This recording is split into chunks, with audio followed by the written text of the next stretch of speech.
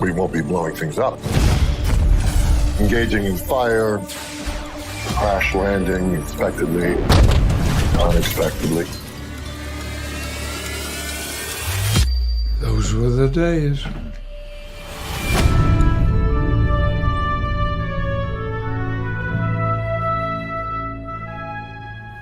Everybody, welcome to the non-spoiler review. Good morning, ladies and gentlemen. Good morning. You guys are doing great. Our impromptu live stream, which we don't typically do. We said, you know what? We woke up this morning and said, we're going to do a live stream today. We're going to do it. Yeah, you know what's crazy is my voice is wrecked from yesterday. Oh, yeah? Wrecked. I was hooting and hollering, and now you can hear it in my voice. I'm like, hey, everybody, I sound like Bobcat Goldthwait. It's funny when Alec Kurtzman was on stage with Terry Metalis, and they're both up there, right? And they're kind of separated a little bit, and they were giving their little speech, right? And I think Terry just got done saying something, and I wanted to wait for a moment when everybody was really quiet, and then I yelled really loud, "Terry Track," because I wanted Kurtzman to hear it on stage, right? I wanted him to hear that the fans calling for Terry Trek, because Kurtzman was up there and he was saying things like this is amazing, this show's awesome, Terry really killed it, but we don't have any guarantees yet for after the season, so he needed to hear it from the fans. Yeah, everyone heard that, Shane. Literally Good, everyone. Good, because it was dead silent when I did it, which was awkward yet hopefully appropriate. Yeah. I saw someone said, did you see Doomcock's tweet? I guess he found one article of someone complaining about it. He's like, what did I tell you guys? Oh, that is so funny, because if you look at the overwhelming number of articles today, so it's out, like the review embargo dropped everywhere you look. If you go to Screen Rant, if you go to Trek Movie, if you go to all these different places, the reviews are incredible, saying things, and we'll pull up a few of them so you guys can see it, but essentially saying that a return to legacy Star Trek, this is the Star Trek we've been waiting for. There's a guy who did a review on Trek Movie that is known as the Antichrist of Star Trek movie reviews, going back. It's talking about how horrible some of the movies were and just really tearing into it. A very famous critic. right. And he just talked about how Picard season 3 is a beautiful, gorgeous return to Star Trek. And so it's like, come on, guys. Yeah. Did Kurtzman punch a hole in the movie screen after you yelled Terry Trek? No. But it's funny. He's like, oh!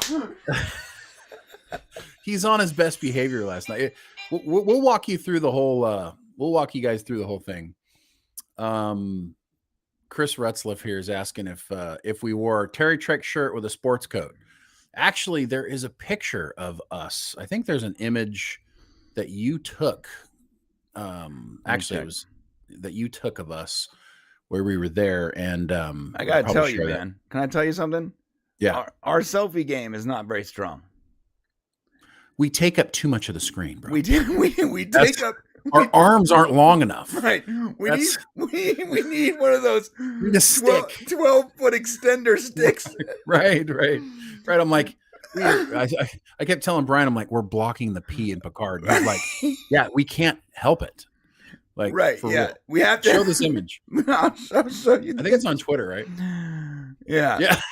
I mean, but you can see the sport coat and you see the Terry, you see the ER. Yes. Shane was wearing his Terry Trek. I wasn't wearing my Terry Trek shirt last night. Instead, I was sporting Terry Trek right here. Boom. Terry Trek. Everybody's going to be like, oh my God, did you just tattoo Terry Trek on your I hands? misspelled Terry.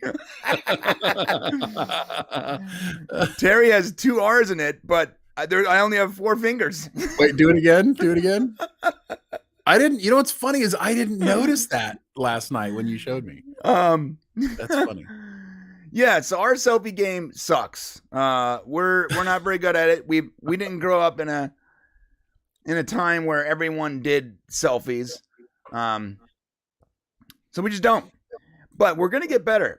We did meet other YouTubers and stuff, people that we've talked to for years that we finally got to meet.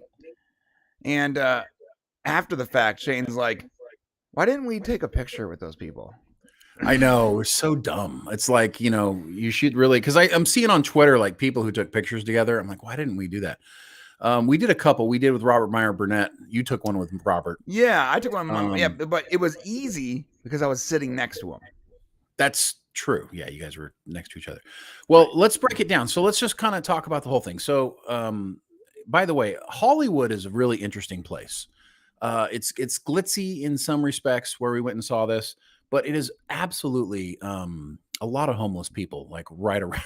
Yeah, there's homeless people everywhere. Yeah. So when you park just off of Hollywood Boulevard, you hope that you make it safely to the front of the theater. Right. So I got there first. We got there separate. It was pretty cool. There were these giant tents blocking the road on Hollywood Boulevard, where the actors were going to come through and kind of go to the red carpet, which wasn't a red carpet, by the way. It was blue, which I thought was interesting. It was not red. I got there. There was a giant line, actually, of people who had been invited to come to Picard season 3, other YouTubers, family members of actors, friends, studio people. So we waited in line. It was funny because Brian was running late, and he got there like 2 minutes before I was about to go in and get cut off. And so he showed up. Jonathan Frakes pulled up. Whooped my way right in the line. You did. I just watched like 13 people be like. We had Jonathan Frakes showed up while we were standing there. LeVar Burton showed up, came out. I got to tell you, they're such great people. Jonathan walked over to the line of people waiting over there, was signing autographs, talking to people. Just such a great dude. We got in, we got our tickets. We mingled a bit. We actually met. It was pretty cool. Like we just bumped into Trek culture. Yeah. There, which was cool. So we kind of we did like the thing across the way where you point at each other and go, you, you. And that was cool. So we got to some guy behind him's like, well, they flew like all the way from England, to come to this premiere, which, like you were saying, you complained because you had to drive 2 hours. Yeah, I was like, I was pissed that I had to drive 2 hours here. Took them 2 days to get 2 days to get here. So that was pretty cool. So we actually talked. We're probably hopefully we're gonna do some integrations with them in the future. Do a few things, some Trek related stuff. Bunch of just great guys over there. Then we finally got to our seats. You got there pretty early, so there was this theater was gorgeous. It's so old. It's so it's hard to explain, except just imagine like the wood grained, 100-year-old, just gorgeous, the way it's all designed and everything. The theater is very classic, traditional theater. It's not like going to the movies now. It's just like an old-timey looking movie theater that goes all the way up, with the big red chairs. Do we have a picture of, get a picture of, we can show it. We got to our seats, and actually it was cool is we walked around, and they had name placards on each of the chairs for every principal actor in the show, and also for the showrunner and for Alex Kurtzman. So we went around and we saw where everybody was seating, and we went to our seats, which were kind of in the front. We had amazing seats, actually. They gave us really great seats. Yeah, our seats were outstanding. I remember that's what Robert said. He's like, sat down. He's like, seats are awesome. I mean, that's where we're sitting. I took that picture while we were sitting there. Yeah. So you can see how close we are to the stage. And you've got, so we were sitting there. They showed us a bunch of like preview stuff, kind of get us. And I tell you what, they didn't show us Picard seasons 1 and 2 clips. No, they didn't. They showed us legacy TNG shit all the way leading up to it, right, Brian? Right, yeah. All like the important scenes that sort of explain, right, or help you understand the stuff that's coming up in this season. It was really well done. I was like, I want that clip set. I want that video. I'm never gonna get it, but I would like it. I know, but it was maybe they'll put it on the DVD or something like that. Maybe. So, so you got down here. If you look down on this stage right now, so they made an announcement. Okay, everybody, return to your seats and basically be quiet. And they announced Alex Kurtzman and Terry Matalas. They went down onto the stage in front of the movie screen, and Alex basically said, you know, this has been a really great thing. You know, Terry's done an excellent job. This is a beautiful, well-made Star Trek, you know, kind of the stuff he's probably supposed to say. And then Terry said a few words, which was nice. So we took a picture, and that's when I got my Terry track yell out there so that Kurtzman could hear. He's going to be hearing a lot about Terry Matalas continuing to do Star Trek after this. And the reviews that are coming out are talking about, like, this is the best Star Trek we've had in decades. I mean, it's just gorgeous.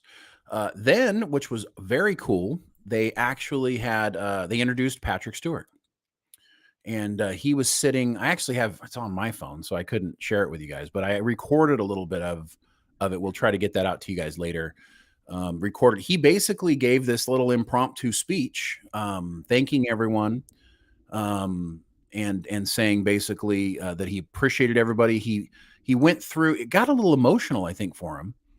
And he talked about the cast and coming together, and the speech was moving. Like, I was moved by what he was saying. I was falling asleep, but that's okay. Teach their own. Yeah, you were in kind of that mood last night. I think Right. you were kind of like, you know, I think you were still coming down from having to like race down there. Right. But I was really taking it in. I had freeway lag. Freeway lag, not jet lag, freeway lag. And so he kind of gave this really speech and then it was just, you know, really nice. Kudos to everybody there. To answer somebody's question, Will Wheaton was there. He was. They actually showed, I think you're going to see After Trek. What's the show he does? Oh, the Ready Room. The Ready Room.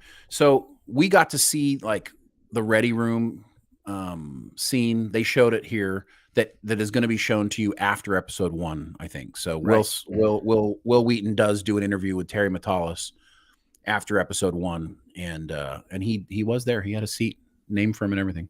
Yeah, you know what? You almost missed something. Michael Dorn did an impromptu as Worf. He did, yeah. Where he explained not to use flash photography. Right, that was funny. Please do not share any spoilers, or the House of Motok will be on. He did a really good job. It was hilarious. He did. I sounded just like him. It was really great because it came over the speaker almost like somebody making an announcement, but it was actually Worf. So that was cool. Yeah, it was really great. And then we sat down, and they ended up showing us the first 2 episodes. You know, as soon as Picard season 2 like starts up, you just know it's different. Like from the beginning, like the first time you see the logo and they do the intro and the music, and you're just like, oh, this just feels different than it's felt in a while. And of course, we went through the first episode, and it was great. Then the second episode, it was really smart for them to do 2 episodes, because I really think that you need to give it 2 episodes to get to that point where there is a point of no return. Right. You know, once you get to the end of episode 2, and I'll tell you why.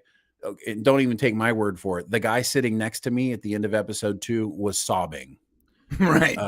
Was like, I could hear him. I'm not laughing because he was sobbing. I'm laughing. I'm sorry. I'm laughing at Shane's response, because Shane was like this. Well, I mean, it was emotional. I mean, we've seen it 3 times now, you know, so it's like, yeah, we're a little dulled to it, but I just found your our double reactions. Like, you okay, bro? He was, well, I wasn't, I understood what he was going through. You know, I understood because the first time we watched it, it was really emotional. And even the second time, and honestly, sitting there the third time, I was still feeling like overwhelmed by I mean, listen, guys, think about it. I mean, I was a kid watching TOS. I was an older kid watching TNG. And now here we are sitting at the premiere of Star Trek Picard season 3 with the people who make Star Trek. It's a dream come true. We're extraordinarily fortunate people to be able to to have done this in the first place. So I was sitting next to Shane. That's who I was side eyeing, because Shane was the one sobbing. Someone asked. I said the guy next to me. We were sitting next to Kevin Smith. Kevin Smith was the guy next to me. No, Kevin. That would have been funny. But so but we got that a lot. So there was a lot of applause in the right moments. There's a lot of humor in this. You notice right out the gate, there's just such a great relationship between Picard and Frakes. After it was over, we met Michelle Hurd, met a few of the other people there, got to spend some time with Terry.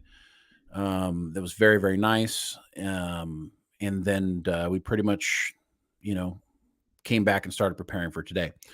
So yeah, you got anything else, Brian, before we do the review? No, Michelle Hurd was super sweet. And I gotta say, I told you guys before, super 180 for me, because I really disliked that character in the first 2 seasons. And it had a bad taste in my mouth for the actress, because I'm stupid and I can't separate the two. I'm just being honest. And then after this season, I love the character, and I was really stoked to meet Michelle Hurd. So when she came down to where Terry and where we were with Terry after the show, and when she came down to say hi to Terry, I asked for a selfie, and she was so kind. She was like, "Yeah, come on, get it, come on." And there was no COVID restrictions. She just got right next to me, gave it nice, very kind, very nice. It just sort of blew me away how opinions of people and characters can change depending on something as simple as a different writer, Mm-hmm. I really disliked the character. I hated the character. I hated the character in the first 2 seasons, and I love the character now. And so that has made me now a fan of Michelle Hurd. I'm a fan of Michelle Hurd. I mean, it does. It changes things. Amazing what great writing does, right? Right. Sometimes good actors, unfortunately, they get bad writing and then they look like bad actors. So, yeah. Okay. So, did you want to? We're done with the premiere. Let's get into the spoiler. I'm not non-spoiler review, right? Let's see if anybody has any questions first before we get into it real quick here. Okay. See if we got anybody. Good to see all you guys. Evening lads from the UK. Damn it, Spock. Good to see you. All you guys out here. Archmage Frey, the Dork Knight. Orville Nation. Oh, by the way, if you guys, we're going to be on Maria's show with Tea with Telly tonight. If you guys haven't seen that, it's running around Twitter. So you guys check that out tonight.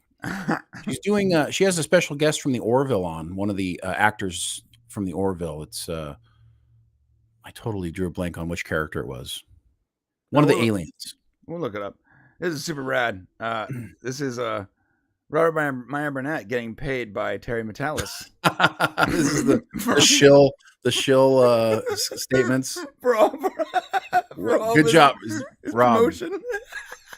So the problem with this right here is, while it is funny, people are going to take that shit serious. This is epic. Honestly, epic. Legendary, my friend.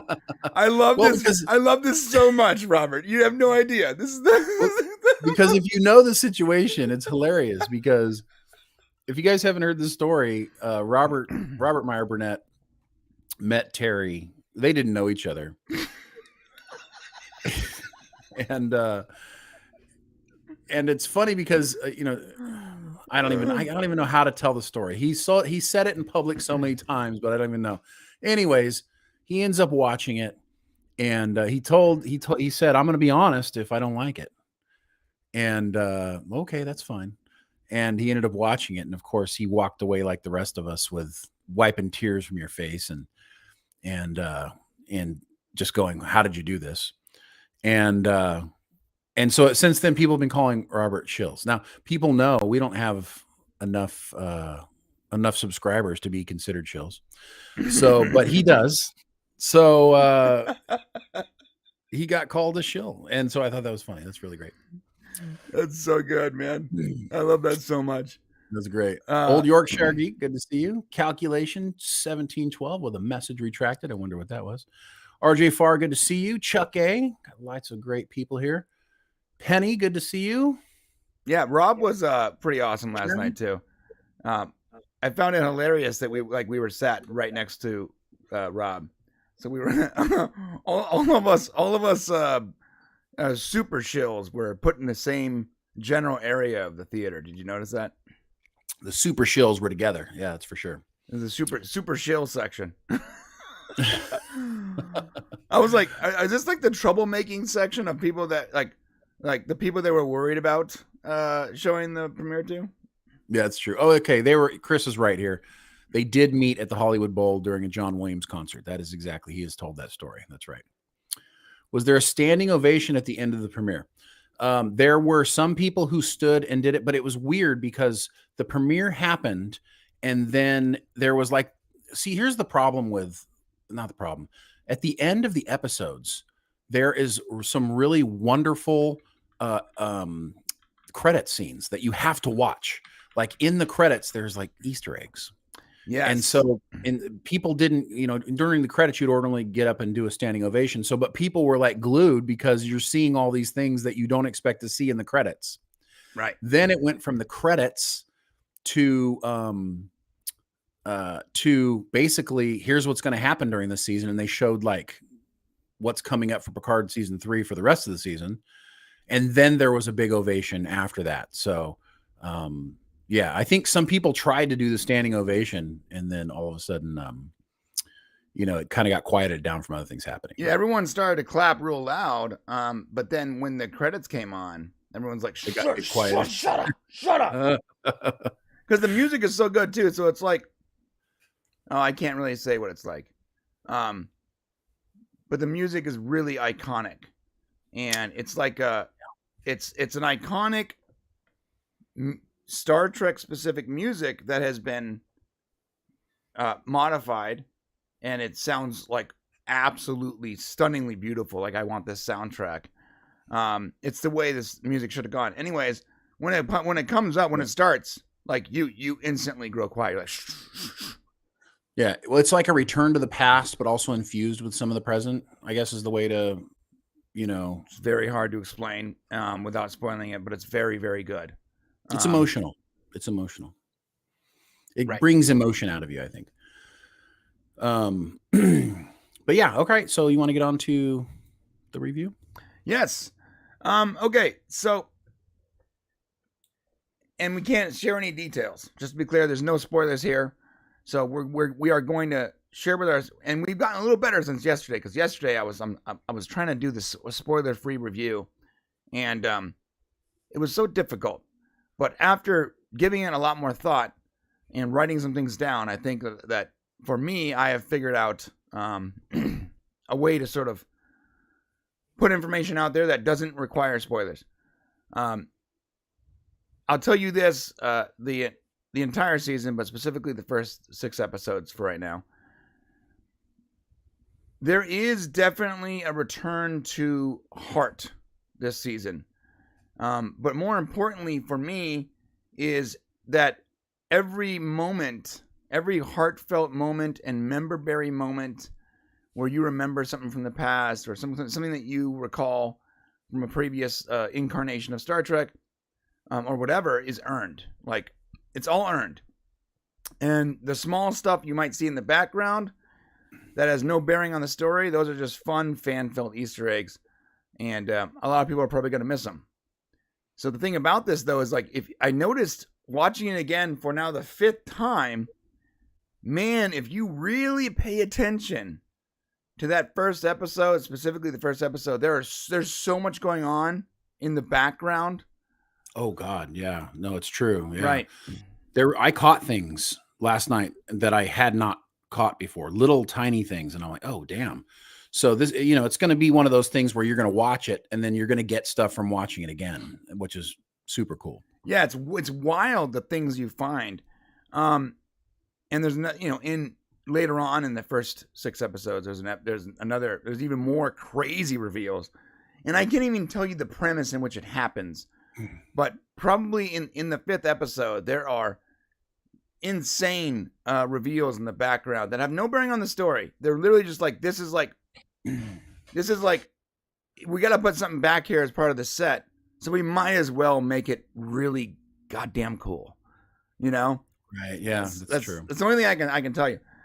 The characters earn every character gets a heartfelt moment, or heartfelt moments. Characters are super earned.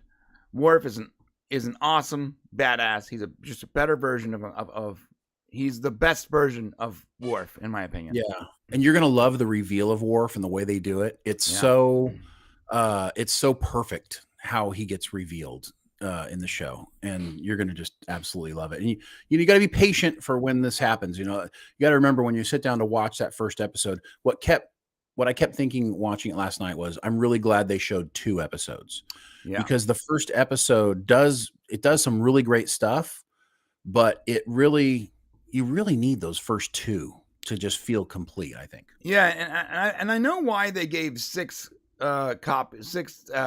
episodes to as screeners away to the reviewers.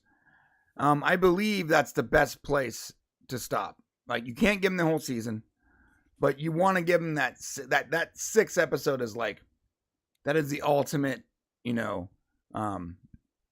just tease. It's just like, yeah, once you get there, you'd cut your hand off, I think, before not watching the end of the show. Right. You get to the end of 6 and you're like, oh, I don't know. Why do I have to wait 4 weeks, to see this come to a conclusion? I know. Yeah. That's how it feels. A couple more things too. There's and I'll let you go. There's a healthy mix of humor and heart and action adventure toward the end of TNG, and I've been watching The Next Generation in sort of preparation for our upcoming videos and whatnot. And I noticed that, like, in the movies and even at the end of TNG in the show, it started to get more action heavy. Like, they were definitely starting to add more action to it and less, heart. I don't know how to say it, but this series has such a perfect mixture, in my opinion, of action, adventure, trauma, heart, love, loss, and every character is given something. Even when they introduce characters that you meet for the first time, the way they introduce it is so good. The way they introduce some of these characters for the first time that you've never seen before, it's like, oh, I'm going to like that person immediately. Yeah. No, you think you're 100% right. It looks like Dave Cullen's here in the chat, and he's free to come on. So it'd be great to have Dave on. Do you think we could pull him on? Yeah. Are you on Twitter, Dave? I'll send you a link. Yeah. We'd love to get Dave's take, because Dave, like us, has been very critical of Star Trek up to this point, and he's now been able to see the screeners. Too bad we couldn't get Dave to the premiere last night, but that is a long damn flight for sure. So maybe on the next go around. But when you guys get the chance to see it, so we're talking, Thursday, it's going to come out.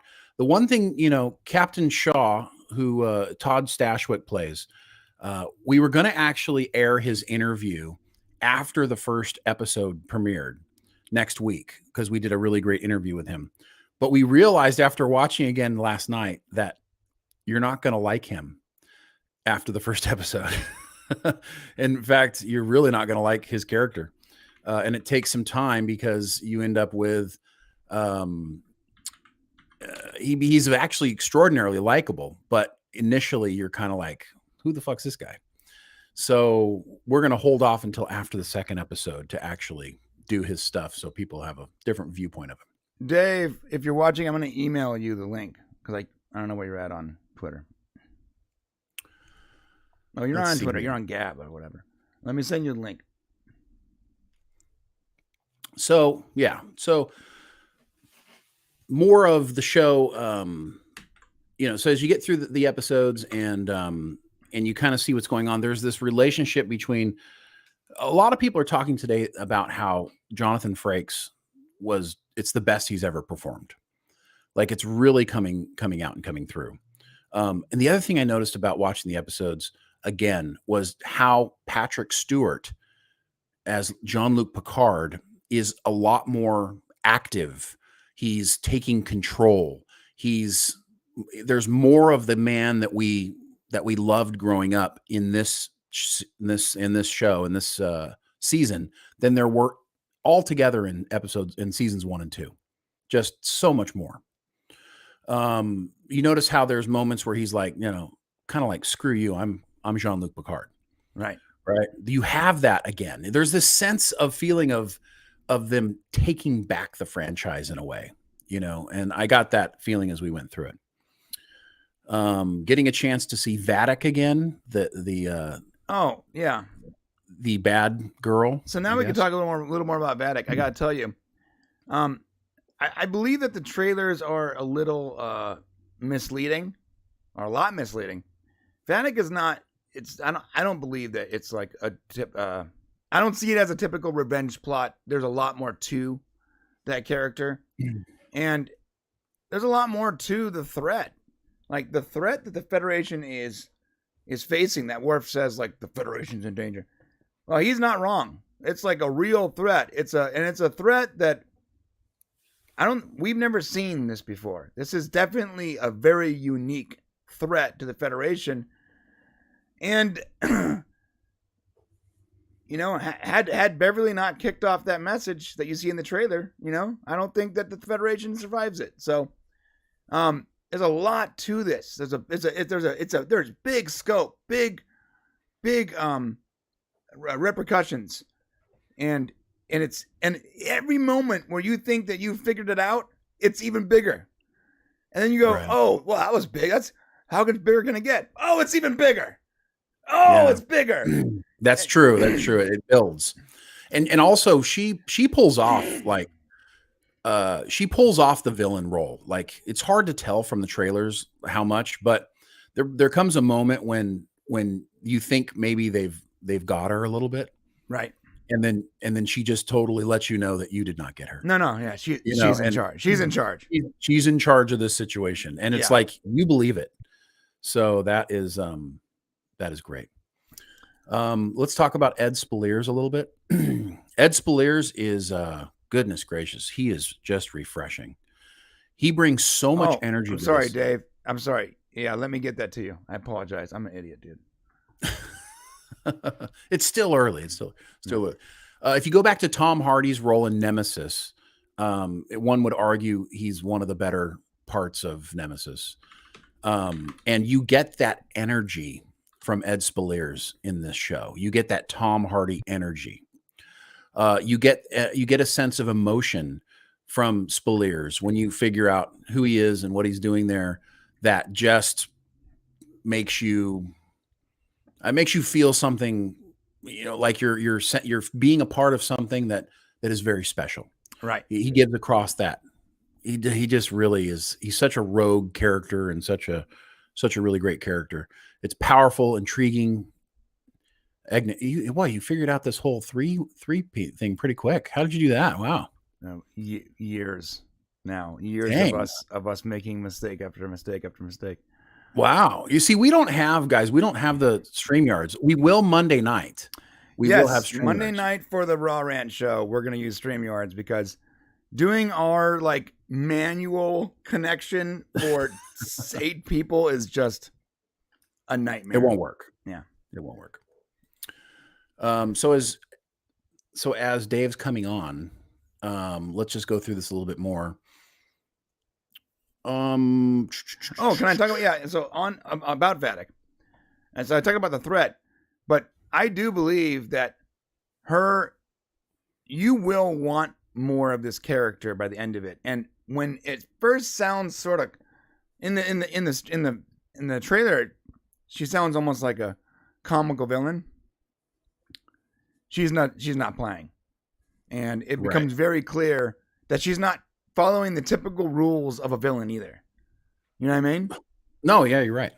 All right, Dave's here. Let me get him in here. Yeah, it is very Wrath of Khan-esque. I know a lot of people are throwing that around. Because it is, I think, in a lot of ways a reflection of, but it's not Wrath of Khan. It's different. And the story's a lot bigger than Wrath of Khan, actually. It's not as personal as Wrath of Khan, I guess you can say. it's more overarching. There is a lot of you should other be able to hear stuff. us now, Dave. Sorry, I cut you off. No, it's okay. No, he should be back in a second. All right. There is a lot of you know, not just TNG, but there's DS9 here, there's Voyager, there's it's almost like just a love letter, not just to TNG, but really all of Berman era Star Trek, in my opinion. And to answer somebody's question over there, Scott Bakula was not there last night. So no, that would have been awesome. Yeah, I don't think any of the Enterprise actors were there. I mean, there was like a variety of different actors and different people there from the Trek community, but it's mostly people from Voyager and TNG and DS9. Okay, I'm gonna switch back over to 2, but I'm looking for you, Dave. So when you come back into the back end, I'll add you to the panel. Okay, I'm hoping this is working. Oh, there he is. I hear him. Okay. Hi. I hear you. Hello, sir. Thank you for having me. How you doing, man? I'm a black screen. I'm afraid I'm not looking so good right now. No, it's okay. Let me see if I can switch over to 2. Can you still hear me here? Yes. Okay, and can you guys hear him too out there? You guys can hear Dave? Okay, so Dave is going to be a disembodied voice. That's okay. His voice is one of the things we love about him. Anyways, Dave, how are you doing today? I'm good. I'm good. It's been strange. I put out my video this morning, so I suppose it was when we were permitted with the embargoes and everything. Yeah. And the response was generally overwhelmingly positive. There was a lot of like, okay, we trust your opinion. I'll give this a go. Didn't like season 1 and 2. You know, I'm sure you got a lot of that. Yeah. But boy, did I get plenty from the other side too. You know? Oh, you're feeling it too. Yeah, there's some kickback, right? Yeah, it's interesting. But the proof is going to be in the pudding. Like I got a lot of you're a shill, you're paid, and I'm like, firstly, like you have to disclose paid sponsorships and partnerships on YouTube legally. And certainly in my country, you have to. And I think if Paramount was paying people for positive reviews, it would be the biggest scandal, especially if they were doing it secretly. So the reality is, like, they gave out these 6 screeners because I think they knew that they genuinely had something very special. And it's funny you mentioned episode 6 as to bring us in, you know, to really tease us, I suppose, and to get us very G'd up for the season, because I just rewatched that episode again. And there's just so much happening. There's so many setups. And by the end of it, you're like, oh, I just needed to see a little bit more, you know? Yeah.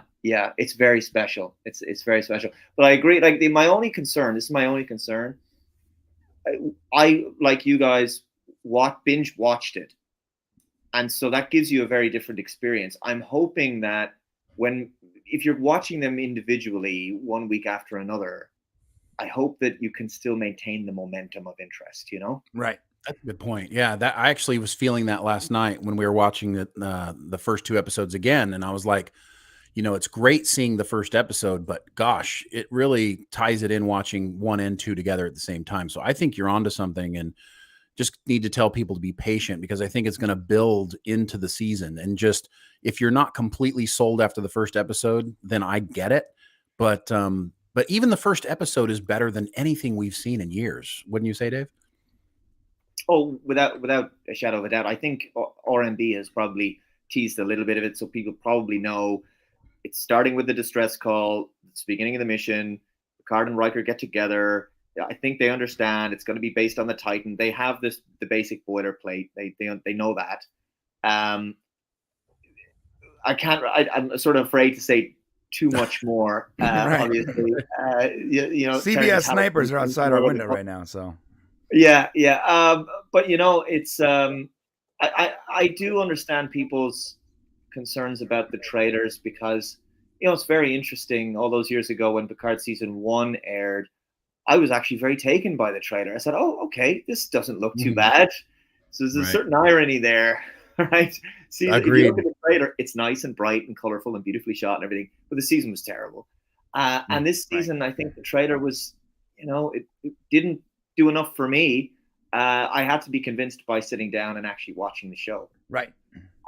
So, like I say, the proof's in the pudding. I think I took a look at the Rotten Tomato scores and the Metacritic scores for seasons 1 and 2, and I think season 2 is something like 27%. Season 1 is a very generous 50 something, but it's very low, very low.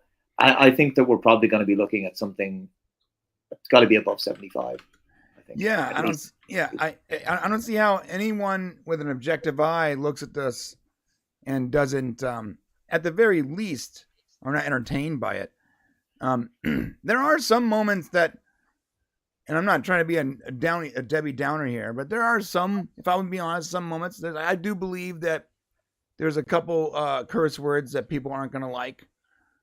That's that I guess that's just the way it is now. Well, on that subject, the one in particular, which really shouldn't have come out of the mouth of the character who said it, which might be telling, that the F-bomb, the one F-bomb in those 6 episodes. Right. From what I understand, there's less swearing in the back 4, but because I don't know about. Sorry, have you guys seen all 10? We've seen the whole series. Oh, okay. Yeah, Yes. and there is less Don't be swearing. jealous, Dave. There is. The Trek culture guys were like, they sent us a tweet last night. What was it? It was really funny. Yeah, it was basically because they didn't even get the screeners yet, unfortunately. They were like, So, enjoy the show, even though you've already seen it, you beautiful bastards. I do know a little bit more than 6. I have more knowledge. I haven't seen all 10, but I do know more than perhaps I should. Yeah. Right.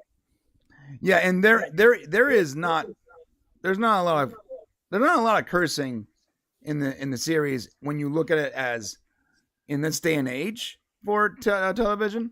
And in the back half of the series, I don't remember a single curse word, but that's probably because they're facing life or death.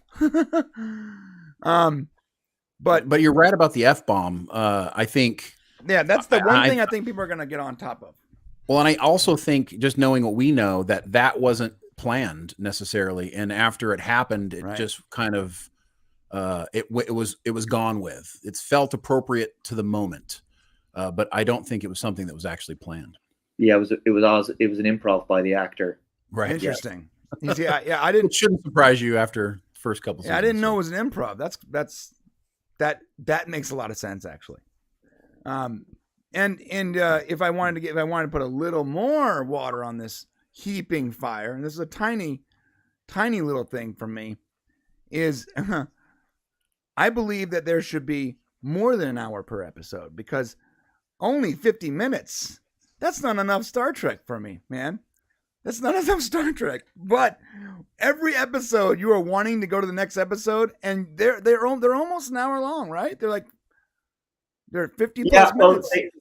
They are almost an hour long, and the end credits are sort of long actually for this type of show, but they are very different and very beautiful, and they have a beautiful score. That's one thing I did not mention in my review, and I'm glad I've left that, because that's a whole other part of the emotion and the production and drawing people in. The music this season is an absolute medley of the best of Trek, and there's some beautiful stuff in there.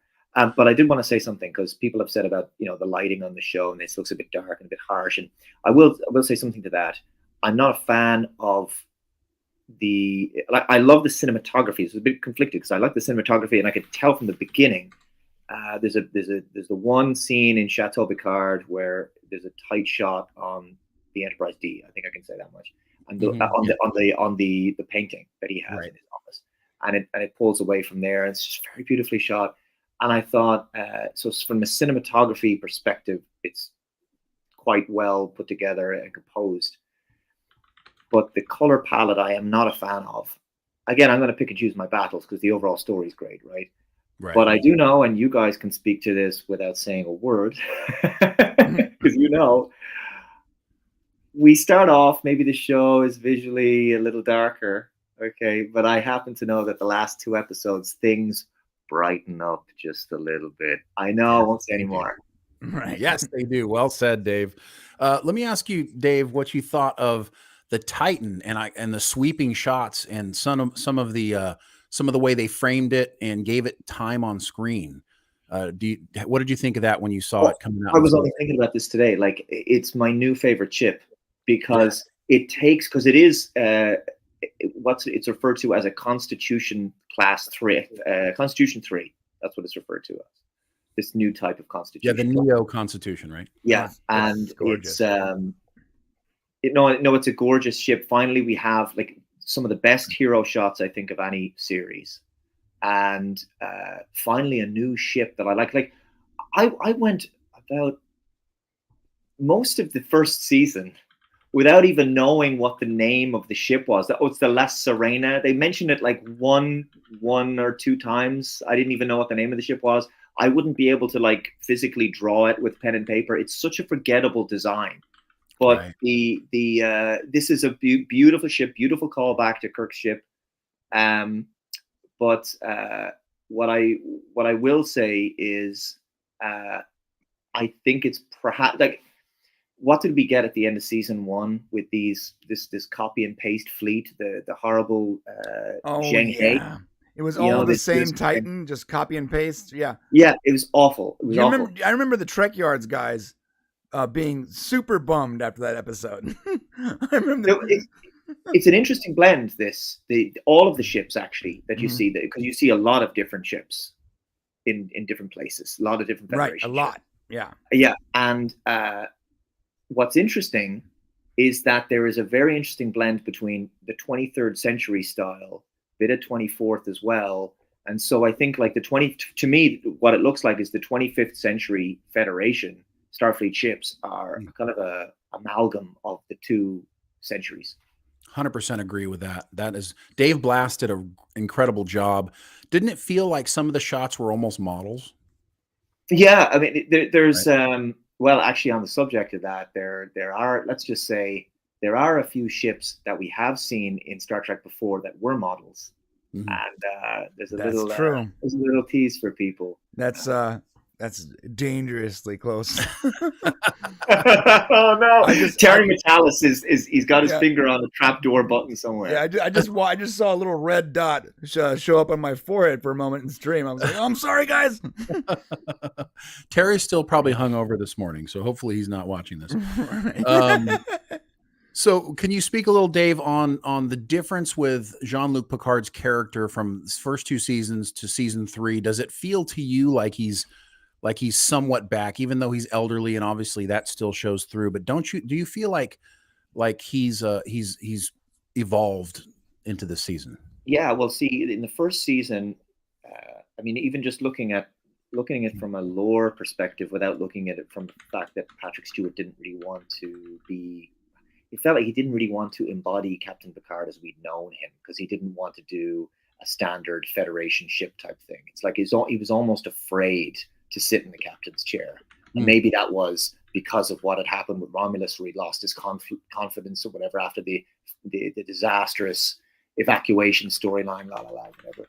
But this season, he is, I think I can say, barking orders at times. He feels much more confident. But what I really appreciated about his character more than anything, and I think you guys have spoken about the more active role he takes, is the fact that he's not getting, berated and put in his place by the likes of Raffi, or other characters. He's not getting talked down to and belittled by senior admirals. Yes. It's crazy, So I'm glad he's back to being in a position where people genuinely respect him, with perhaps the exception of Shaw in the beginning. Okay, so yeah, so Shaw, this is great. Shaw Stash. Let's talk about Shaw. He's just a gorgeous human being, I got to tell you. He's a daddy. Person. But I mean, I didn't mean it like that. But yeah, he is a daddy. Let's be honest. Tell us what you thought, because when you first watch him, and we've already shared with everybody that you're not really going to like his character. But how did you feel moving through the episodes about Shaw? I think, am I still muted here? No, I'm not. I honestly did not like him. Did not like him at all. I thought to myself, okay, this is like, in the beginning it was like, is this like a mirror universe captain or something? Because he's antagonistic, unprofessional. He is making these observations on the bridge from this constant superficial wisecracking perspective that are like this would never instill confidence in any subordinate, because he's practically telling you we're all going to die, sort of thing. This is the kind of captain, right? In some given situation, but he becomes stronger as the season goes on, and he because I thought he was just going to be, again, I think people know that he's a decent part of the season. I thought that he's going to be a red shirt. He's not going to be around long, but I'm really glad he stuck around. And we are obviously going to see more of his development with his first officer as the year goes on. But he does become, if people can be patient, he does become more likable, and he starts to work with them and gel with them more as it goes on. So do you know what I liken him to? It's funny, because I was a huge fan of both Buffy the Vampire Slayer and Angel back in the day. And I liken him in the beginning to being like Cordelia. Okay, he fulfills that role of the acid tongue. Oh, yeah, okay. Oh, well put. Yeah. And he then was later in Buffy. Right, and then later he becomes Spike. Oh, yes. Okay. I can see that. That's good. Because every scene he's in, it forces everyone else to raise their game.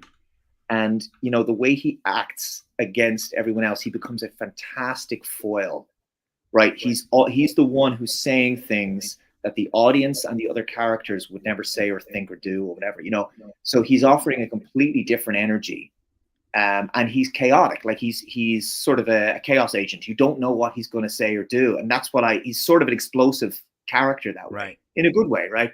And yet he grows more and more into a senior command role. So by episode, actually rewatching episode 6 again, I'm like, oh, he's finally in the position now as a believable captain.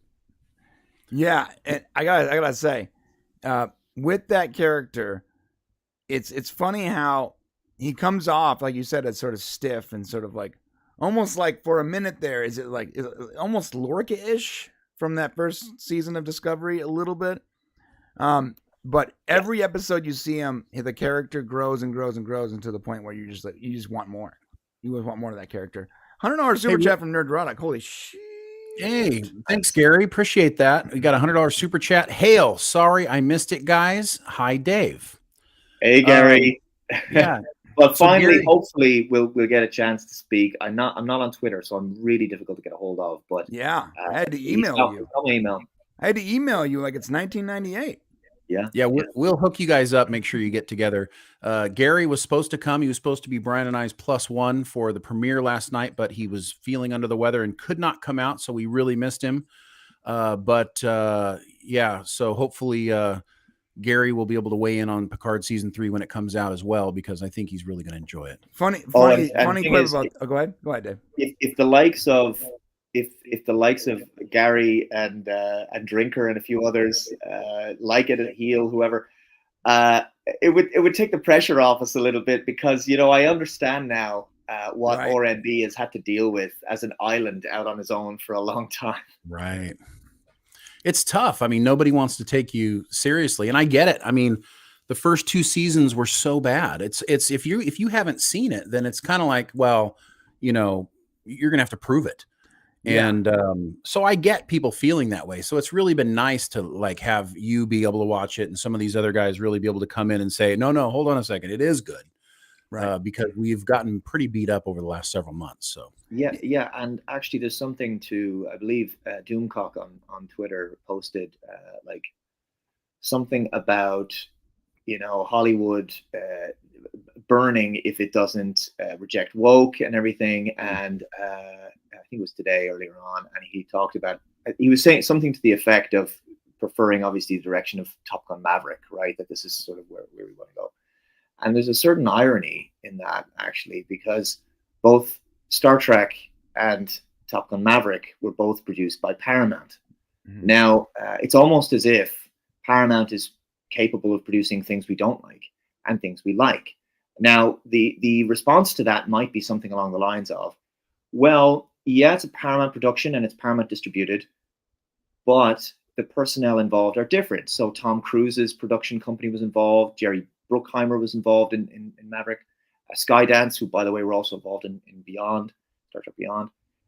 yes, this is actually the only defense for the argument I'm making, and it proves my point, which is that the personnel are what make the difference. For the longest time, since 2009, we've had, JJ and then Alex Kurtzman, and now Kurtzman's gone upstairs, and Akiva Goldsman's gone to Strange New Worlds. Right. So the personnel change is what makes a difference. So in effect, Terry Matalas is the Tom Cruise of Star Trek Picard season 3. Right. Well said. Right. Well said. That's a really well thought out. What's interesting too is I really hope that we are going to be able to. And I'm trying to word everything correctly, giving what I know. I hope that when people see this and the response is what I think it's going to be across the board, I hope that the graduated Kurtzman is able to see that and give Terry the control we need him to have going forward.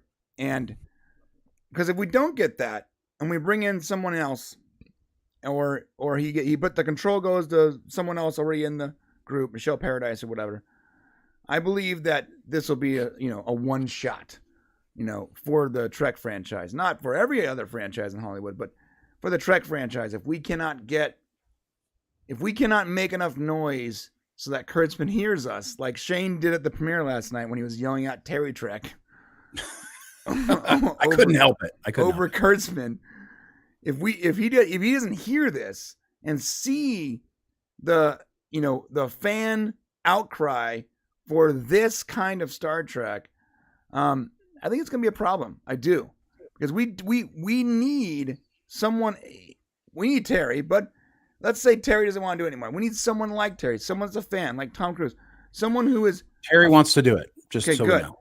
Terry wants. We need a fan like Terry to continue making Star Trek, not someone who's going to continue to try to make Star Trek in their own image, but someone who's trying to make Star Trek based on their love of Star Trek. Yeah. And to anyone who absolutely agree, and to anybody who is like, well, we've been getting such bad Trek from Secret Hideout and Kurtzman for so many years, and then there's this. Gary described it as an anomaly, which I think is very appropriate for Star Trek. Yes, season 3 is certainly an anomaly. It is. But whether it's a beautiful piece of music or a painting or a beautiful piece of cinema, or whatever it might be, genuinely good art is rare. Genuine beauty, beautiful things, beautiful people are rare. And what makes things of value, and what makes them precious, is often their rarity. And I don't think, as much as people can sort of tar season 3 of Picard with the brush of everything that's gone before since 2009 and the stuff that's currently happening with the Trek franchise, you've got this one thing. And if Star Trek goes back to being bad again after this, let's not begrudge people. Let's let people have this. That's what I would say to the likes of Doom. Let people enjoy this for what it is. We're under no control. Life's hard enough. People want escapism. They want good sci-fi. If it's 10 bloody episodes, guys, let them have these 10 episodes. Mm-hmm. Yeah. Right. And if they're, I'm sure, like I've seen these 6. I have no reason to believe the next, certainly from what I know, the next 4 are going to be good too. It's 10 episodes. Let's enjoy it for what it is. Yeah. That this is between us right now, Dave. But just the 3 of us. Just the 3 of us and no one else watching right now. And don't say any spoilers. But in the second episode, when that reveal happens with Ed Speleer, like live, did you choke a little bit? Like, what was your reaction to that? So we're referring to the ultimate reveal of the character. Yeah, of Ed Speleer's character. I had figured it out in the trailer. Oh, you figured it out already? Yeah, because we sort of figured it out too, but the way it was delivered, I should say. Yeah, that's kind of how the second episode ends, and not giving away too much. But the way the second episode ends, did that bring out any emotion in you when you were watching that? Yeah, it did a little. Oh God, I was nearly going to. I was nearly going to talk as if there's nobody listening. Snipers. You know, yeah. Let me just give you a very detailed answer to what you just asked me. Here we go. Yes. It's a terrible question to ask. You're right, and we'll probably have to talk offline. I'm sorry, but like having seen it again last night, and like the reaction of the room was like so outstanding. Even if you already sort of figured it out or whatever, right? Or even if maybe you watched one of our Popcast video that unfortunately has 400,000 views from 6 months ago that tell you exactly what happens. Regardless, I feel like that question was a trap. I was thinking the same thing. For more, it was like the delivery. Like the delivery was like outstanding for me. Yeah, and the way it was revealed. Yeah, it's a testament to that actor. Let's just say. Actually, for me, and I have to be super careful on this one, but episode 5, there is a conversation between a character that we know and perhaps have not seen for a while, and one of the primary characters of the show, and they have a back and forth about some issues they have. Let's just say, yeah. And there are 4 words that I will not say, but there are 4 words that distill down the conversation. Like that one of the characters has just says that one thing. And you can tell how much it means to them. That, to me, has been the most emotional that I felt. Even now, thinking about it, I nearly sort of well up a little bit. Yeah. When that person sort of emotionally sort of breaks down a little bit. That was so beautiful. I think you guys know what I'm saying. I know exactly what you're saying. I got to tell you this. I'm getting goosebumps just thinking about it right now. I've said it before. If you can like retroactively make a character I didn't like likable, you've won the writing contest for me. Because like there are characters in all of Star Trek that I wasn't really a fan of at the time, and then seeing them, or I wasn't a super fan of at the time, and seeing them now in this series, I'm like, oh, now somehow I understand that character more, and I'm retroactively starting to like this character, like love this character. And that moment for me was one of those moments where I was like, oh my God, I didn't realize the depth of this moment until it happened. Man, it's so hard to talk right now. And the great thing about that is it is the unpacking of the unraveling of that relationship is the only way in which the threat of the season can then be explained and believed to the audience, right? Yes. Yeah. Because if you didn't, well, you know, you mightn't believe. Because I was very skeptical that person was who they really were. Right. And the enormity of the threat too in that moment. Yeah. Like that's when you realize the enormity of the threat. Like before it's like, well, this could be a problem, but you don't realize how big the problem is until that moment. And yeah, it blew me away. Let's go over to let's talk about Jerry Ryan's 7 of 9 character a little bit. After seeing the first couple seasons of Picard, how do you feel like they grew this character in Picard season 3 for you, Dave? Well, I think there's something that's already been spoiled here, I believe. So I don't think I would be letting the cat out of the bag. That if I say this, I think you guys know what I mean in terms of her name. Oh yeah. Yeah, Brian spoiled that yesterday, Dave. Go ahead. Okay. I spoiled that yesterday. Good job, Brian. Well, I'm glad because I do have a lot to say about this actually. So for those who well, nobody knows, just us. So it's for those who don't know, most people. Okay. So 7 has a obviously professional relationship with her commanding officer Shaw. Mm-hmm. And there's some, let's just say there's a little tension there, and he wants to call her Commander Hansen. Right. And so he wants to refer to her as Annika Hansen because obviously, as people know, that was her name as a child. Right. before she was assimilated as a young girl on the Raven. Now she doesn't like this, and I don't know whether they were going with the sort of it was a sort of current year sort of trans thing about the dead naming or something. I don't know if they were doing that. It's the only little thing that kind of bugged me that they'd go there. We're talking about a couple of lines. We're not even talking about a major character arc of any description. It's not a major plot point. We're talking about a few throwaway lines here. It's not even. I can answer that one for you, Dave. I don't think it was that at all. I know it wasn't that. So Okay. For 100%, this is what's interesting, because if you do, and based on the worldview that we have going on right now in our social construct of the world, it's easy to see something in that moment, right? But the reality is that the Annika 7 of 9 kind of internal struggle has always been there for 7. And this was Terry and his team kind of drawing that out in her character. And I know this for a fact, that it was not an attempt to address the transgender talking point. Although if it was, and if that was like imagine if that was a planned way of doing it. Talk about a really like integrated way of doing it. That'd be crazy. Yeah, if you were going to do it, you could. And what's happened, Dave, I don't know if you've noticed, is there's people out there who've seen the screeners, right? Who've already kind of said, "Oh wow, they're doing," they address dead naming. Right, exactly.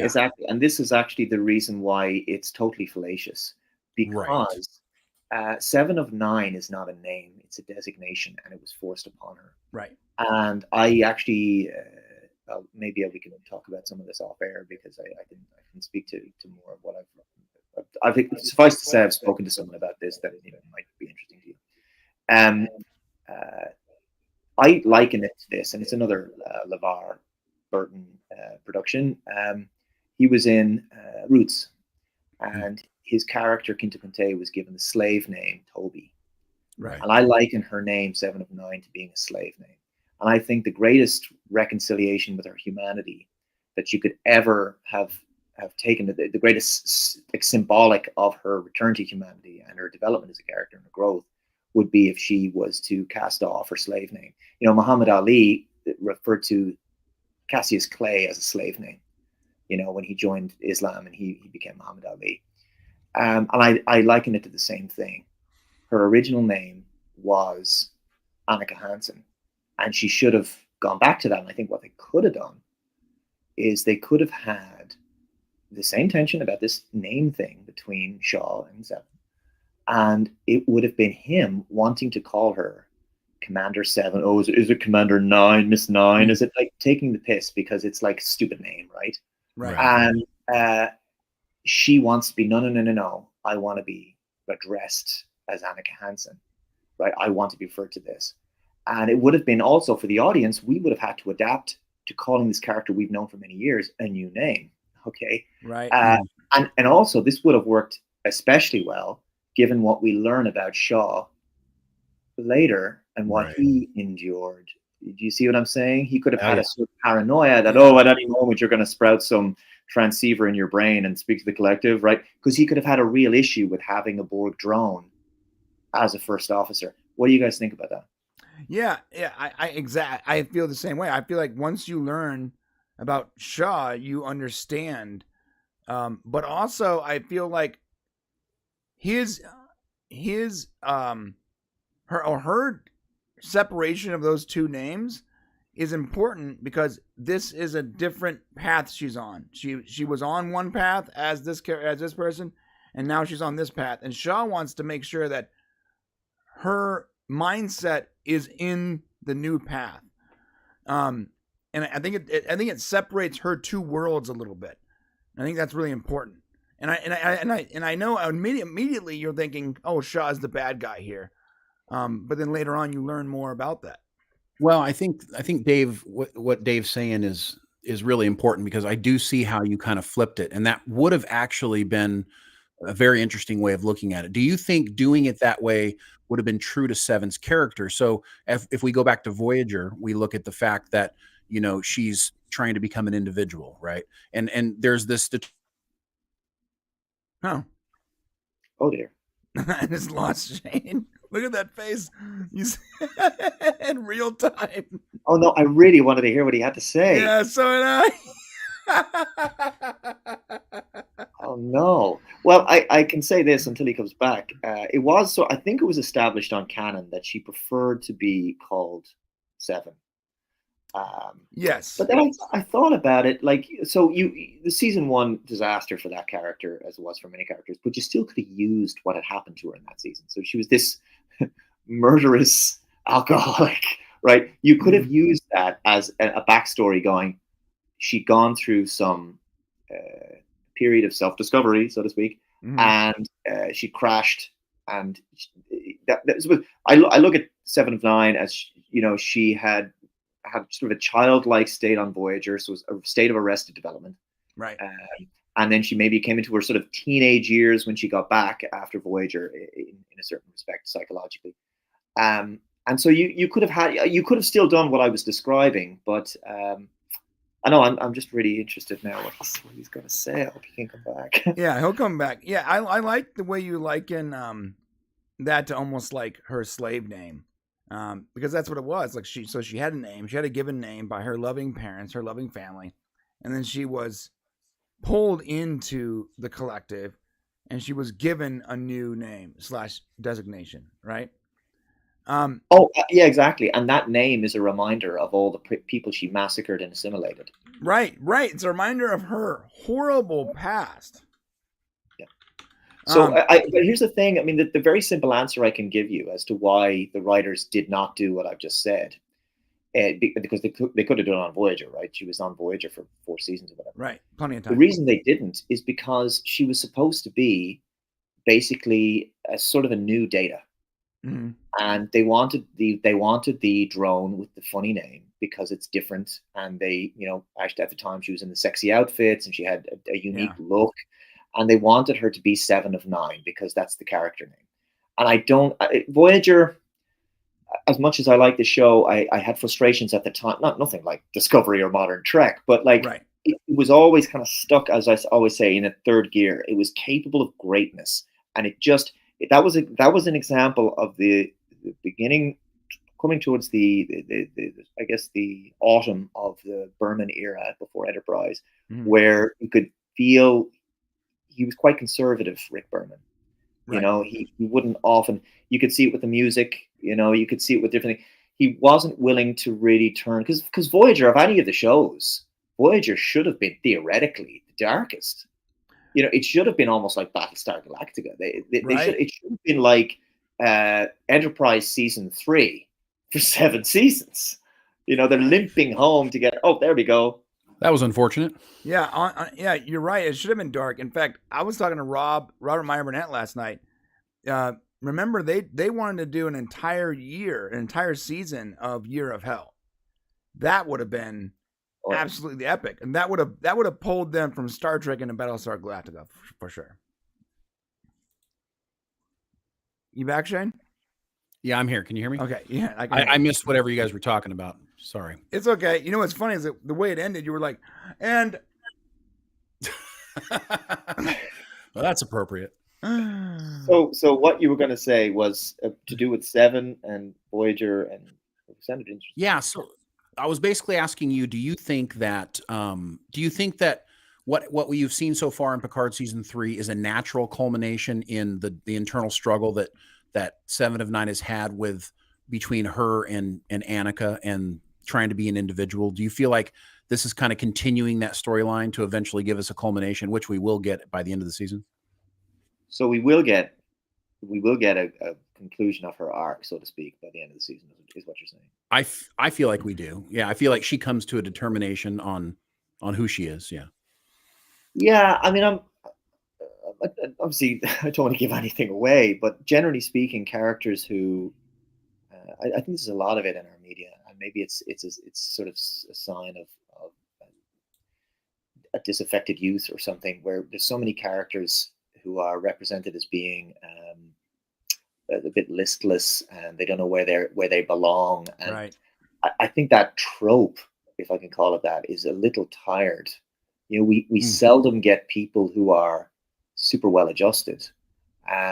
I mean, again, like there's a lot of reasons why they probably put the brakes on Seven's development, but you can definitely see it on Voyager. I mean, the first season she was much less developed than she is by the end of the seventh.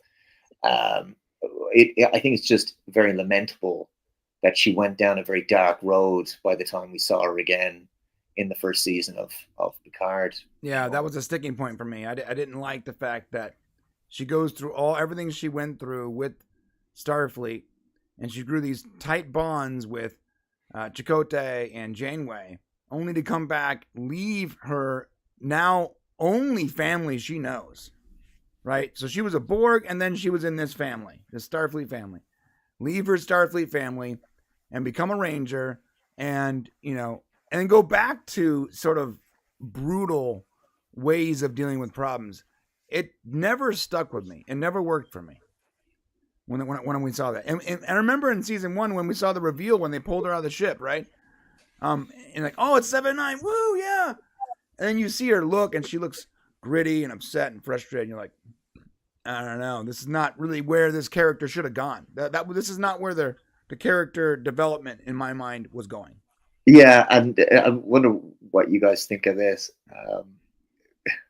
When she was beamed on to the La Serena, and then like you owe me a new ship, Picard, and she collapses because Picard is like 7 of 9. You know, did you guys think that maybe the writers and producers thought that Picard and Seven had met before? They just didn't know.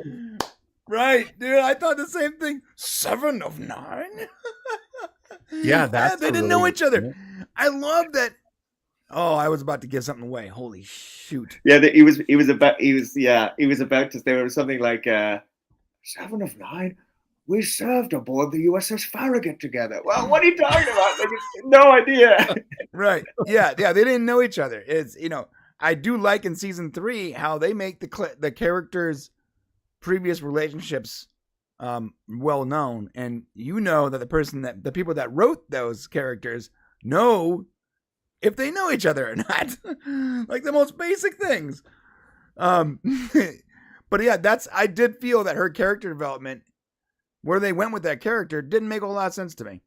Again, she was a Borg, and then she was rescued from the Borg essentially, from after being a Borg since childhood, and her only family for all that time and everything she went through with them was Starfleet and Starfleet members. Yet she gets home and immediately leaves Starfleet. And the idea that they wouldn't give her a posting in Starfleet is insane to me. Like, that is ridiculous that you go, even with Janeway's recommendation, they wouldn't give her a Starfleet posting. What? Yeah, and did you notice the difference? Like, so they wouldn't give her a posting, so she went and joined the Fenris Rangers. Now they came back and said, you should join Starfleet. Doesn't it seem like there's this weird back and forth where the story doesn't exactly make sense? Well, Picard, and now she's struggling to be in Starfleet? Right. It's Picard gave her a field commission. Apparently, you could just make someone a captain. It's almost like the writers in the first season hated Star Trek, and the writers in the last season really love it and know it well. Oh, my goodness. It almost seems that way. You're onto something. Yeah, it seems like they were trying to make Star Trek something else. And when we get to season 3, the new writers, the people that love Star Trek are like, yeah, no, let's not do any of that anymore. Let's go the right direction. Yeah, it's just a fascinating dichotomy between the two seasons. Like, ignore season 2. Let's just go season 1, season 3.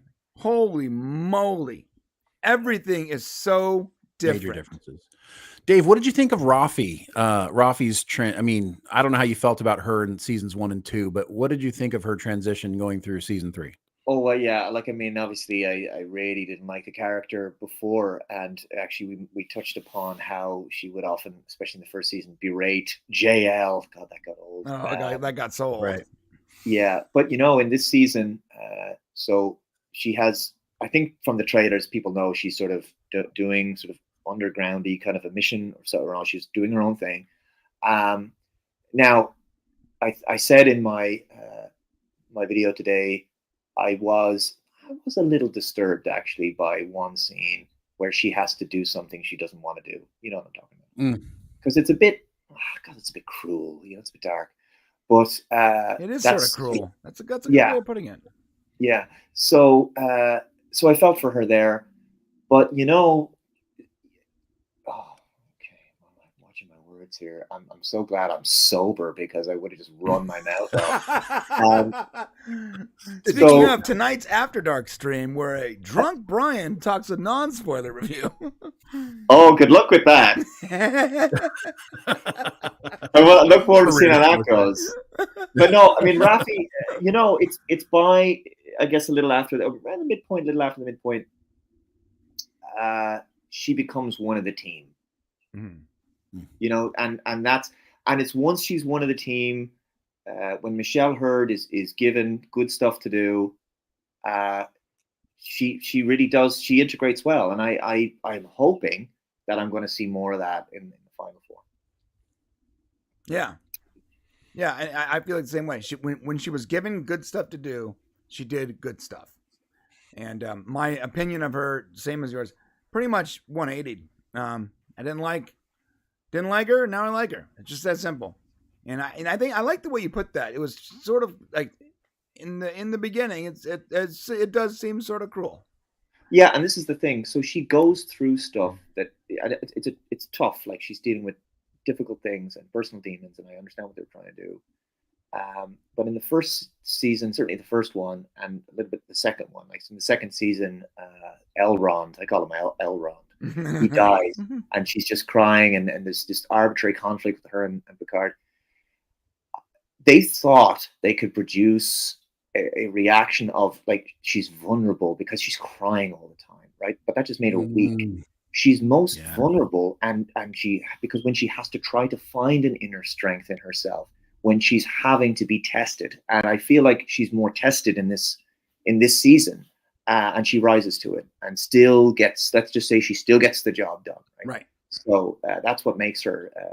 That's ultimately how you get someone with either behavioral or depression or any of these problems. That's how you make a functioning person, right? And I feel that they, but by doing, psychologically, by feeling a sense of achievement and actually functioning, because there's lots of people out there who have all sorts of problems and addictions and everything. But part of the thing that helps them get back on the road is just basic day-to-day functioning.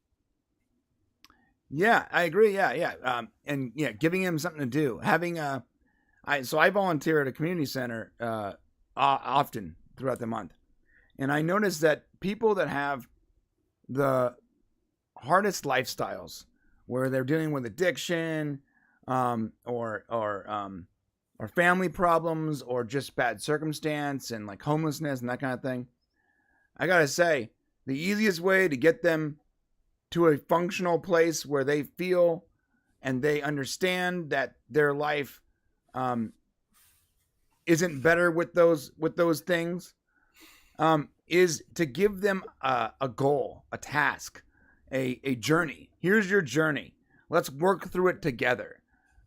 Talking through everything is nice. Might make you feel good for a moment, but I gotta say, in the long term, you need something to focus on. You need like an actual point, B, an ending, a goal to focus on, to get you through the hard times and to get you through that, especially in regards to addiction, to get you through the addiction part.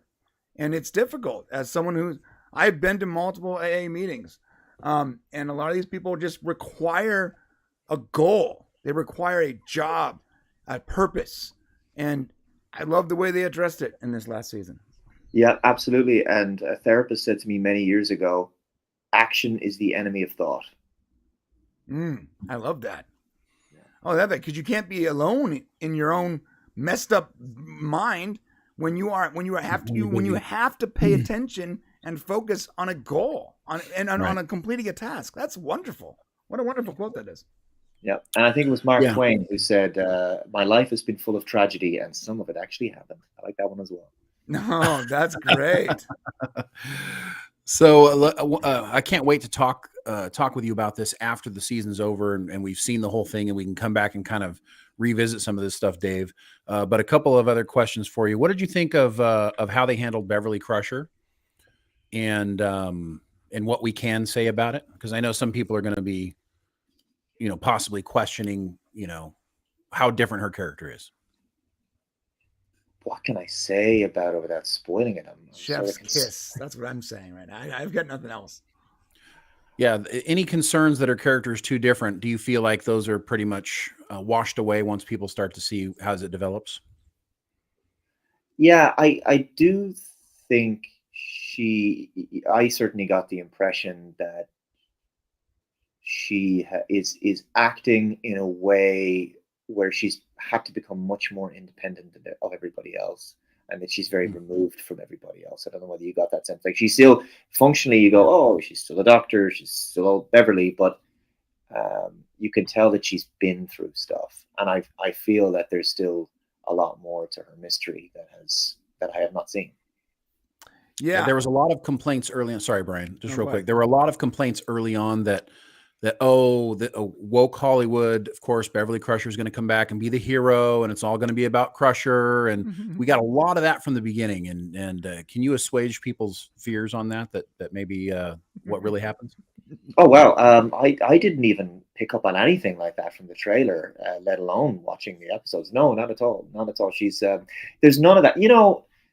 This speaks to something else. This speaks to something else, which is that I want to point out there's no like feminist thing in this season. There's no like Mary Sue, right? There's none of that. And in fact, to a certain degree, we got a bit of that with.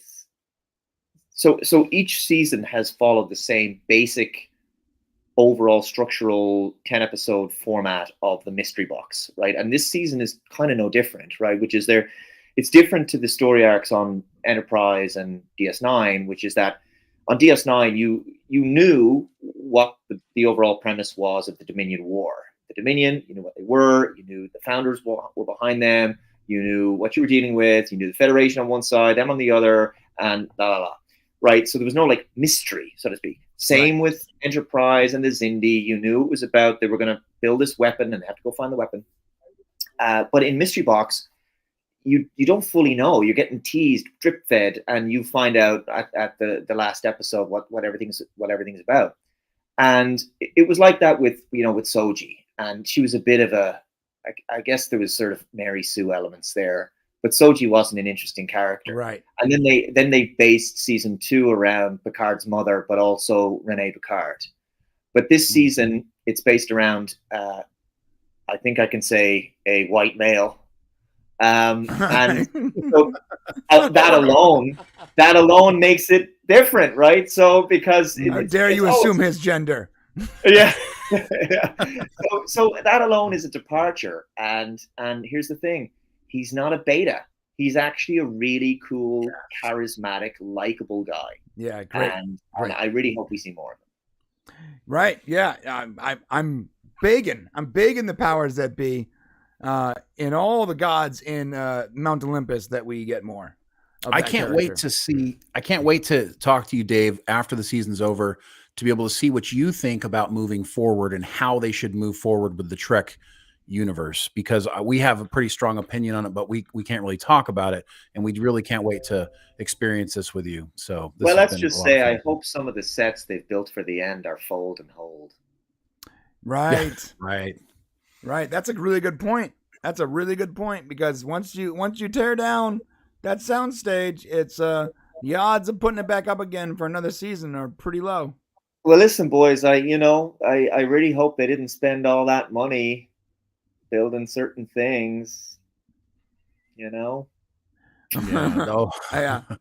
Well, we were told that a couple sets were shot on and then immediately transformed into another set.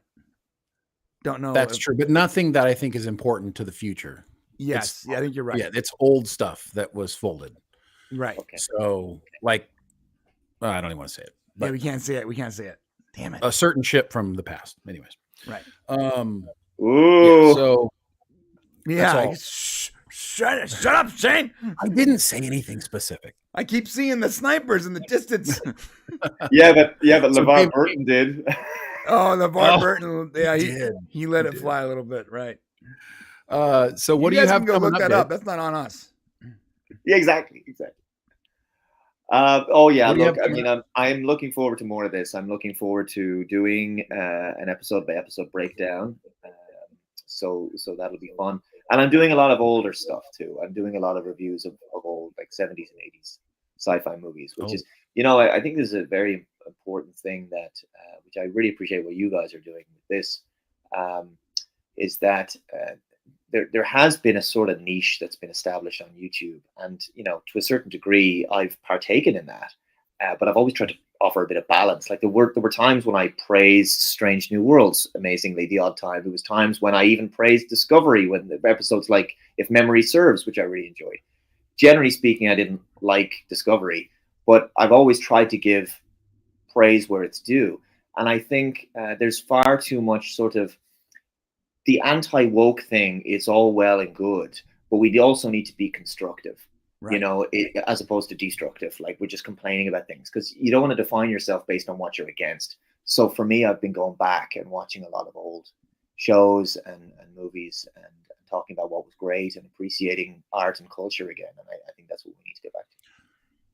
I think that's absolutely wonderful. The thing that we should put out here is even when content isn't good, we have to remember that nobody's setting out to make bad TV shows or bad movies. Yeah, of course not. That's not the intent and the purpose. And so the effort that puts in, and you're right, there are elements of these different shows that there are good things in. And I think being optimistic and hopeful that we can continue to get good Star Trek and good science fiction in the future is key to, me functioning on a daily basis, basically. But Right. How do you even get through it? Yeah, I need that hope, but I'm really interested in seeing what you're doing, Dave. Look forward to seeing some of the old stuff that you're going to be doing too, and really appreciate you having you on the show today.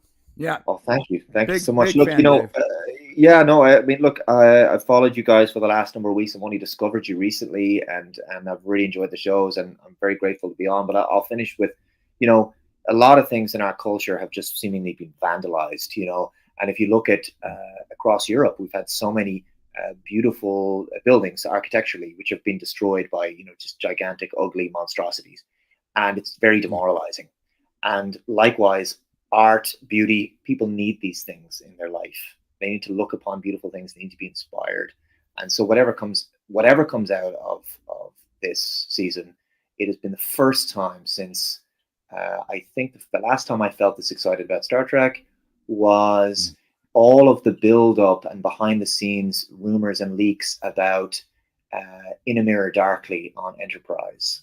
I was that excited about seeing them. So that's 2005, about the return of the Defiant on that show. So yeah, I'm still an 8-year-old kid when it comes to Star Trek in many respects. Although, how old was I then? I was 21. What am I saying? But you felt 8, so I totally get it. I felt. Well, I think that was beautifully said, and I think, guys, that says everything right there. Dave Cullen says the best thing since In a Mirror Darkly, being excited about. So you guys should get excited. Make sure you stay tuned, and if you want more good Star Trek, then watch this and make sure you encourage other people to watch it if you like it, and let's hope we can send a message to Paramount, CBS, and Alex Kurtzman that we want more Terry Trek and things in that vein. So, all right, and just to let you guys know, on Monday we have on our main channel, not this channel, but the Prime channel. If you guys don't know, we have another channel. Go check out. We're gonna have a big sort of docu-style video that people will be able to share and convince people to check out this season of Picard. Yeah, it's why you should watch Picard season 3. It's going to lay it out, going all the way back to Rick Berman. We got all kinds of great stuff from him, and you guys are going to love it. And of course, we'll be back next week, next Thursday, for another review. And on Monday night, we have the Raw Rant panel with Robert Meyer Burnett and a ton of other people. Jeez. So come see that. First one. So that said, I'm going to leave you guys with this intro, and we'll see you guys on Monday. See you guys later. We won't be blowing things up. Engaging in fire, crash landing expectedly, unexpectedly. Those were the days.